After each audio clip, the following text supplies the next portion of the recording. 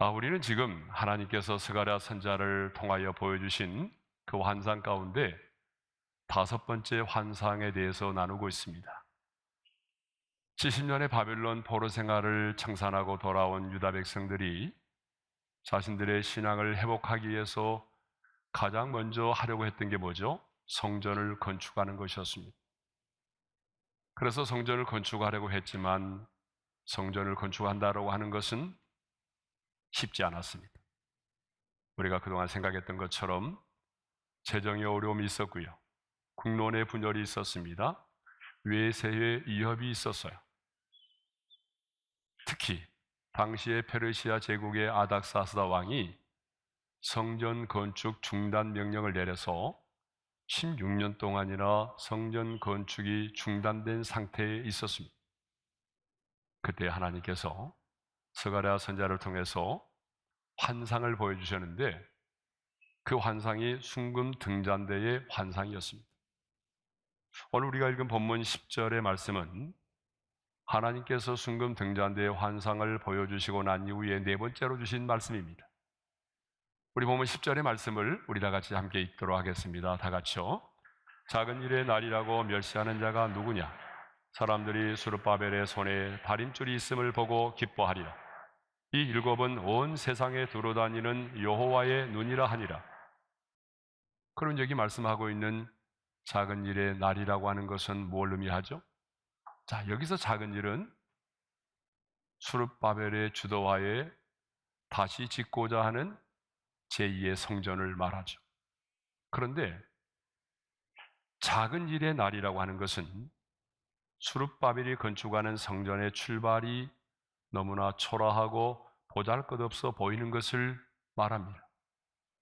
그러므로 작은 일의 날이라고 멸시하는 자가 누구냐라고 하는 이 말씀을 보게 되면 당시의 성전 건축을 작은 일의 날이라고 멸시하는 자들이 있었다는 것을 알 수 있죠. 네. 실제로 예스라 3장 12절을 보게 되면 수르바벨이 성전 건축을 시작을 했을 때에 이전에 솔로몬의 그 화려했던 성전을 보았던 어르신들이 대성통곡했다는 말이 나옵니다. 우리 한번 말씀을 읽겠습니다. 다 같이요.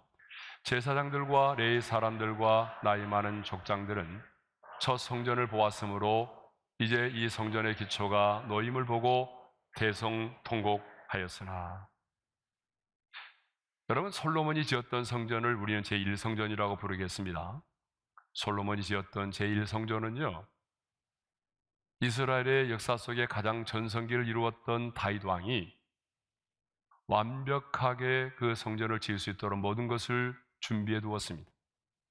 그러니까 역대상 22장을 보게 되면요, 이스라엘의 왕 다윗은 아들 솔로몬에 의해서 성전을 짓도록 완벽하게 모든 것을 준비했어요. 금 10만 달란트를 준비했고요, 은 100만 달란트를 준비했어요. 그것만이 아니죠. 성전을 짓는 데 필요한 돌과 철과 청동, 그리고 백향목, 그리고 각종 보석, 거기서 끝나는 것이 아닙니다. 성전을 지으려고 하면 사람이 필요하잖아요. 그러니까 목수와 석수와 갖가지 재능을 가진 사람들을 다 모았어요. 거기서 끝나는 것이 아닙니다. 성전을 지으려면 설계도가 필요하죠. 성전 건축의 설계도까지 완벽하게 준비하였습니다. 이렇게 완벽하게 준비해서 아들 솔로몬에게 넘겨주었어요. 그 아들 솔로몬은요, 그 모든 것을 받고 난 다음에 무려 7년에 걸쳐서 이 솔로몬의 성전을 지었습니다. 그러니 이 솔로몬의 성전이 얼마나 크고 웅장하고 화려하고 멋있었겠어요. 그런데 바빌론의 70년의 포로 생활을 마치고 예루살렘으로 돌아온 이들이 지으려고 하는 수르바벨의 성전은 너무 적을 뿐만 아니라 정말 보잘것없고 초라하게 보였습니다. 그래서 학개서 2장 3절에 보게 되면 이런 말씀이 나옵니다. 다 같이 읽겠습니다. 너희 가운데에 남아있는 자 중에서 이 성전의 이전 영광을 본 자가 누구냐? 이제 이것이 너희에게 어떻게 보이느냐? 이것이 너희 눈에 보잘것없지 아니하냐? 너희 눈에 보잘것없지 아니하냐라고 말할 만큼 솔로몬의 성전과 지금 짓고자 하는 성전을 비교해 보게 되면 너무나 작고 초라하게 보였다는 것입니다. 그러나 하나님께서는 그러한 수룹바벨의 성전을 멸시하지 말라고 말씀하십니다. 도리어 다림줄이 수룹바벨의 손에 있음을 보고 기뻐하라고 말씀하세요. 여러분, 다림줄이 뭔지 아세요?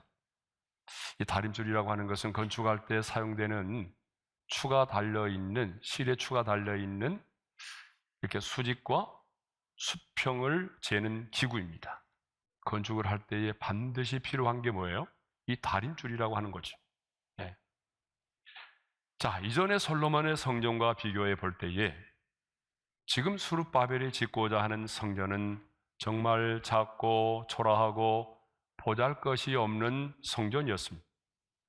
그러나 하나님이 중요하게 생각하는 것은 크고 작음의 문제가 아닙니다. 여러분, 아멘입니까? 하나님이 중요하게 생각하는 것은 성전의 크기가 아니었습니다. 예? 초라함과 아름다움의 문제가 아니었어요. 그래서 학개서 2장 9절을 보게 되면 이런 말씀이 있습니다. 다 같이요. 이 성전의 나중 영광이 이전 영광보다 크리라. 중요한 것은 그 하나님의 성전에 하나님의 영광이 있느냐 없느냐입니다. 그 하나님의 전에 성령께서 운행하시느냐 아니면 운행하지 않느냐, 하나님의 임재가 있느냐 없느냐의 문제라는 거예요. 여러분, 역사를 보게 되면 이렇게 크고 웅장하고 화려하게 지었던 솔로몬의 성전이 바벨론에 의해서 완전히 무너졌습니다. 여러분, 왜 무너졌어요? 하나님의 영광이 떠났기 때문이죠. 그리고 헤롯 성전도 마찬가지죠. 헤롯 대왕에 의해서 지어졌던 그 헤롯 성전도 로마 제국의 군인들에 의해서 도리에 돌 하나도 남지 않을 만큼 완전히 무너졌어요. 여러분, 왜 무너졌죠? 기도하는 하나님의 집이 강도의 굴혈로 변했기 때문이죠. 하나님의 임재, 하나님의 영광이 사라졌기 때문입니다. 오늘도 마찬가지입니다. 하나님의 성전됨의 기준은, 하나님의 능력과 영광의 기준은 건물의 크고 적음에 있지 않습니다. 얼마나 웅장하고 화려하느냐에 있지 않습니다. 얼마나 많은 사람이 그곳에 있느냐 숫자의 문제가 아닙니다. 여러분, 아무리 대리석으로 웅장하고 크고 화려하게 짓고 여러분 아무리 사람들 보기에 감탄할 만 정도로 그렇게 화려한 성전이라고 할지라도 하나님의 영광이 없다면 그곳은 하나님의 전이 아닙니다. 수룹바벨이 성전을 짓기 위해서 이 다림줄을 손에 들고 수직과 수평을 찾고 있을 때에 그 이전에 화려하고 웅장했던 솔로몬의 성전을 보았던 사람들은 멸시했어요. 그러나 어떤 사람들은요, 수룹바벨의 손에 다림줄이 있음을 보고 기뻐하리라고 말씀하십니다. 여러분, 그러면 그들이 누구죠? 지금의 성전의 건축이 이전의 솔로몬의 성전의 건축보다 분명히 작고 초라해 보이지만 이전의 영광보다 이후의 영광이 더 클 것을 믿었던 사람들이에요. 그래서 그들은 미래의 영광을 보게 될 그 사람들은요, 수룹바벨의 손에 다림줄이 있음을 보고 기뻐하리라고 하는 거죠. 무슨 말입니까? 수룹바벨이 성전을 건축할 때에 그 손에 다림줄이 있음을 보고 성전의 공사를 감독하는 그 모습을 보면서 사람들은 기뻐하게 될 거라는 거죠. 저는 이 말씀을 묵상하면서 우리 교회, 우리 오륜의 성도들이 이런 성도들이 되었으면 좋겠다라는 생각이 들었습니다. 지금 내 눈앞에 있는 현실만을 바라보면서 끊임없이 누군가 비교하면서 좌절하고 절망하는 사람이 아니라 앞으로 하나님께서 행하실 그 일들을 믿음의 눈으로 바라보면서 기뻐하고 즐거워하는 자가 될 수 있기를 바랍니다. 이전의 영광만을 생각하며 낙심하는 것이 아니라 이후의 영광을 믿음의 눈으로 바라보며 기뻐하는 자들이 될 수 있기를 바랍니다. 성도들을 만나보게 되면 자꾸 과거에 매여 있는 사람들이 너무나 많아요. 안타깝게도. 내가 과거에 어떤 사람인 줄 알아? 내가 이랬던 사람이야. 이렇게 말하는 분들이 있거든요. 이전의 영광에만 사로잡혀 있는 사람들이 있어요. 그래서 끊임없이 비교하죠. 자기 자신을, 아니 내가 처해 있는 내 자신의 상황과 환경을 이전의 상황과 환경과 자꾸 비교하기 시작합니다. 여러분, 그렇게 비교하다 보니까 뭐예요? 자신의 인생이 초라한 인생으로 여겨지는 거죠. 그러나 하나님의 사람은 이전에 잘 나갔을 때의 이전의 영광만을 바라보고 절망하는 것이 아니라, 비교하는 것이 아니라 하나님께서 내 인생의 이후에 행하실 일들을 믿음의 눈으로 바라보고 이후의 영광을 바라보면서 기뻐하고 즐거워하는 자들입니다. 그 사람이 바로 하나님의 사람들이죠. 그러면 수룹바벨이 그 손에 다림줄을 가지고 성전 공사를 진행하고 있을 때에 누가 그 역사의 현장을 바라보고 있었나요? 여호와 하나님께서 바라보고 계셨다라고 말씀하고 있어요. 10절 하반절의 말씀을 우리 다 같이 읽겠습니다. 다 같이요. 이 일곱은 온 세상에 두루다니는 여호와의 눈이라 하니라. 온 세상에 두루다니는 여호와의 눈이 모든 역사를 보고 계셨다는 거예요. 그러면 왜 온 세상에 두루다니는 이 여호와의 눈을 이 일곱이라고 표현했을까요? 정말 하나님도 우리와 인간처럼 동일하게 7개의 눈이 붙어 있는가요? 그 얘기가 아닙니다. 여러분, 성경에 나오는 일곱이라고 하는 숫자는 상징적인 숫자예요. 무엇을 상징하느냐? 완전과 충만을 상징하는 상징의 숫자입니다. 그러므로 온 세상에 두루다니시는 여호와의 눈을 일곱으로 표현한 것은 하나님의 영, 우리 눈에 보이지 않는 그 하나님의 영이 온 세상의 충만함을 의미하는 것입니다. 그러니까 온 세상에 충만하신 그 하나님의 영이 온 세상을 두루다니면서 감찰하고 계신다는 거죠. 그러므로 하나님의 눈에는 뭐가 없어요? 사각지대가 없다는 것입니다. 여러분, 우리 눈에는 사각지대가 있죠? 운전하다 보게 되면 사각지대가 있잖아요. 마찬가지예요. 그런데 우리 인간들에게는 사각지대가 있지만 하나님의 눈에는 사각지대가 없습니다. 여러분, 이 말이 무슨 말입니까? 이 말은 하나님은 하나님의 눈에 감추어질 수 있는 것이 아무것도 없다는 거예요. 이 세상에 하나님의 눈을 피할 수 있는 것이 아무것도 없다는 거예요. 그래서 시편 기자는요, 시편 139편 2절과 4절에서 이런 말씀을 하고 있습니다. 함께 읽겠습니다. 다 같이요. 주께서 내가 앉고 일어섬을 아시고 멀리서도 나의 생각을 밝히 아시오며 나의 모든 길과 내가 눕는 것을 살펴보셨으므로 나의 모든 행위를 익히 아시오니 여호와여, 내 혀의 말을 알지 못하는 것이 하나도 없으시니이다. 하나님의 일곱 눈은요, 우리 눈에 비춰지는 우리의 삶과 우리의 행동의 모습만을 보는 것이 아니라 하나님의 눈은 지금 우리의 눈에 비춰지는 삶의 모습과 행동만을 보는 것이 아니라, 여러분, 내 입에서 나오는 모든 말까지, 내 생각까지 다 바라볼 수 있는 초자연적인 눈이라는 거예요. 우리 눈은 그렇지 않잖아요. 우리 눈은 사람의 마음을 모르잖아요. 당장 우리 눈에 비춰진 그 사람의 모습과 행동만을 보잖아요. 그 사람의 마음속에 무슨 생각을 하고 있는지, 그 사람의 입에서 나오는 말이 무엇인지, 내가 보지 않을 때 내게 하는 말이 무엇인지 모르잖아요. 그런데 하나님의 눈은, 온 땅에 충만하신 여호와의 영의 눈은 모든 사람의 생각까지도 감찰하시고 그 입에서 나오는 모든 말까지도 다 알아보시는 초자연적인 눈이라는 거예요.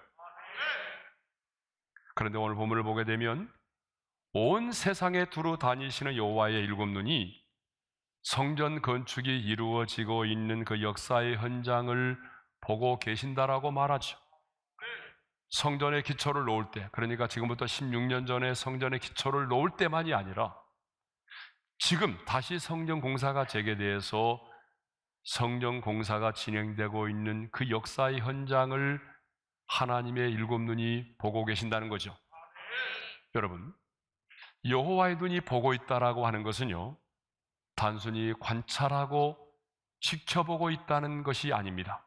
절대의 주권자로서 하나님이 바라보신다는 것은, 하나님이 보신다는 것은 하나님이 절대적인 주권자로서 그 일에, 그 사건에 간섭하시고 주관하시고 때로는 보호하시고 그 하나님의 뜻을 이루어 가신다는 의미입니다. 그러니까 하나님이 우리를 보신다는 것은 단순히 물끄러미 쳐다보는 관찰이 아닙니다. 하나님이 우리를 보신다는 것은 절대적인 주권자로서 하나님이 우리의 삶을 간섭하시고 주관하시고 때로는 보호하시고 하나님의 뜻이 마침내 우리 가운데 이루어지도록 하신다는 의미입니다. 그러므로 여호와의 눈은 성전 공사의 시작만 보고 있었던 게 아니죠. 이 여호와의 눈은 이미 이 성전 공사가 완공이 돼서 그곳에 임할 하나님의 영광까지도 하나님의 눈은 보고 계셨다는 말입니다. 자, 여기서 우리는 아주 중요한 사실을 발견하게 됩니다. 우리가 보기에는 작고 초라하고 보잘것이 없어 보이는 일이라 할지라도 주께서 그 일을 명하시고 허락하신 일이라면 그 일은 위대한 일이라는 것입니다. 그러므로 작은 일이라고 멸시해서는 안 된다는 것입니다. 여러분, 분명 우리의 눈에는 비록 작고 초라하고 보잘것이 없어 보이는 일이라 할지라도 하나님의 일곱 눈이 바라보시며 기뻐하신다면 여러분, 그 일은 결코 초라한 일이 아닙니다.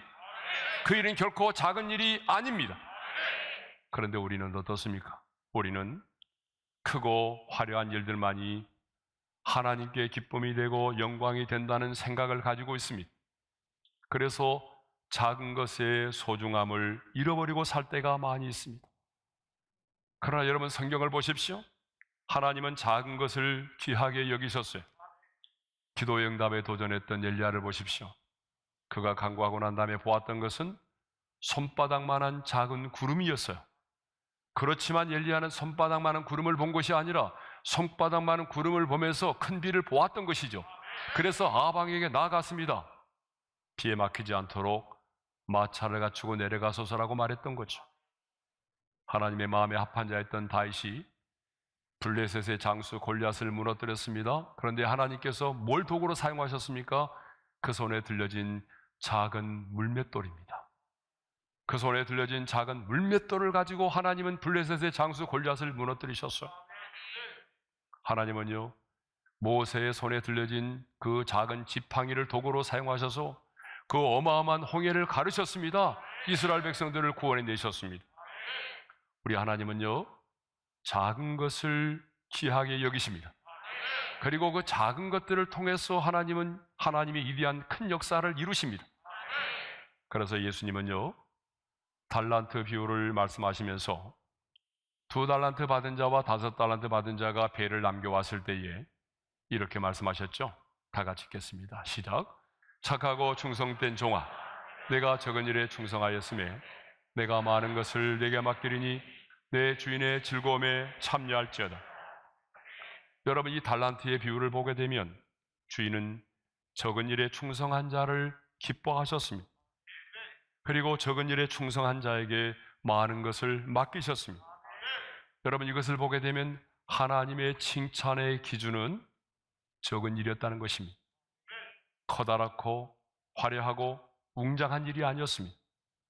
주님의 칭찬의 기준은 오늘도 적은 일입니다. 그런데 우리는 적은 일을 우습게 생각하죠. 아니, 남이 알아주지 않는다라고 불평하죠. 그리고 남이 알아주는 크고 화려한 일만을 하려고 합니다. 그러나 하나님의 사람인 우리는 주어진 작은 일에 최선을 다해야 됩니다.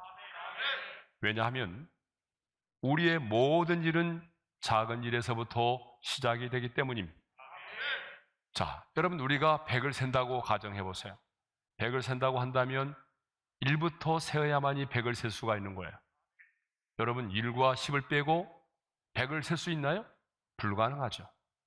그런데 많은 사람들은요, 큰 무대에 서기를 원합니다. 성공하기를 원합니다. 그러나 여러분, 작은 무대에 서본 자가 큰 무대에도 두려움 없이 설 수가 있는 것입니다. 그러므로 하나님의 사람인 우리는요, 작은 일의 소중함을 알아야 되고 작은 일에 최선을 다해야 되는 것입니다. 여러분 가끔 우주선도 보게 되면요, 나사 하나가 빠져가지고 실패하는 경우도 있잖아요. 작은 일의 소중함을 알아야 된다는 얘기죠. 하나님은 작은 일에 충성하는 자에게 큰 것을 맡기십니다. 그래서 미 해군 대장인 윌리엄 레이브는 이런 말을 했어요. 우리 한번 다 같이 읽어볼까요? 시작. 세상을 바꾸고 싶다면 이불 정리부터 시작하라. 네. 우리 젊은이들 보게 되면요, 이불 정리 안 합니다. 다 엄마에게 맡기고 가요. 그리고 꿈을 물어보게 되면 위대한 꿈을 얘기하죠. 근데 여러분, 위대한 꿈을 갖는 건 중요합니다. 중요해요. 예? 그렇지만 그 위대한 꿈을 이루기 위해서는요, 사소한 것, 작은 일부터 내가 최선을 다해야 된다는 거죠. 예? 근데 꿈은 위대한데 내 삶의 작은 일에 대해서는 무관심할 때가 많아요. 무심코 지나간단 말이에요. 아닙니다, 여러분. 이제부터 주님 안에서 여러분이 큰 꿈을 가졌다면 정말 여러분이 일어나는 순간부터 이부자리부터 정리하시고, 예, 여러분 집에 있는 쓰레기통부터 비우세요. 예? 그렇게 작은 일에 충성할 때에 하나님은 우리에게 큰 일을 맡기신다는 얘기죠. 그런데 작은 일에 충성하지 않고 작은 것을 하찮게 생각하며 크고 화려한 것만을 추구하려는 사람들이 많이 있습니다. 사랑하는 성도 여러분, 하나님의 사람은 작은 일에 최선을 다해야 합니다. 작은 일을 우습게 생각하고 멸시하면 안 됩니다. 오늘 내가 하는 일이 작아 보이고 초라하게 보입니까? 이제 은퇴하고 난 이후에 뭘 할까 하다가 분식집을 차렸는데, 내가 옛날에는 잘 나가던 사람인데 분식집에서 일하는 내 자신의 모습이 굉장히 초라하고 보잘것없는 것처럼 보입니까? 지금 여러분들이 하고 있는 일이 별 볼 일 없는 것처럼 보입니까? 공사판에서 막노동을 하는 그 일이, 식당에서 하루 종일 손에 물을 묻히면서 음식을 만들고 설거지를 하는 일이, 아니면 어느 건물에서 청소를 하고 있는 그 일이, 아니면 주유소에서 마켓에서 알바를 하고 있는 그 일이 여러분 보시기에는 굉장히 작고 초라하게 보입니까? 여러분 교회에서 하는 일의 봉사가 세상에서 여러분이 하는 일보다 별 볼 일 없는 것처럼 보입니까? 새롭게 시작한 비즈니스가 작고 초라하게 보입니까? 그래서 내가 하는 일을 누가 할까봐 혹시 숨기며 살고 있지는 않습니까? 그런데 여러분, 하나님께서 여러분에게 그 일을 맡기신 일이라면, 하나님께서 여러분에게 하라고 하신 일이라면, 하나님께서 여러분에게 주신 기업이라면 여러분은 당당하셔야 됩니다. 부끄럽게 생각하면 안 됩니다. 왜냐하면 하나님의 일곱 눈이, 온 땅에 충만하신 하나님의 일곱의 눈이 여러분을 바라보고 있기 때문입니다. 그리고 하나님께서 그 작은 일을 하나님이 기뻐하시기 때문입니다. 우리 하나님은 작은 일을 기뻐하십니다. 작은 일에 충성된 자에게 이후에 더 많은 것을 맡기십니다. 그러므로 여러분이 하는 일이 다른 사람과 비교했을 때 작고 초라하게 보인다고 비교하거나 절망하지 마십시오. 여러분에게 주어진 그 일에 최선을 다하십시오. 여러분은 하나님의 사람입니다. 이 땅에 발을 딛고 살아가지만 우리는 하나님께 속한 하늘의 시민권을 가진 하나님의 사람입니다. 작은 일을 멸시하지 마십시오. 그 작은 일에 최선을 다하십시오. 작은 일에 충성하십시오. 하나님이 여러분의 그 작은 일을 기쁘게 보시고 작은 일에 충성하는 자에게 하나님은 더 큰 일을 맡기시고 하나님의 위대한 역사를 이루십니다.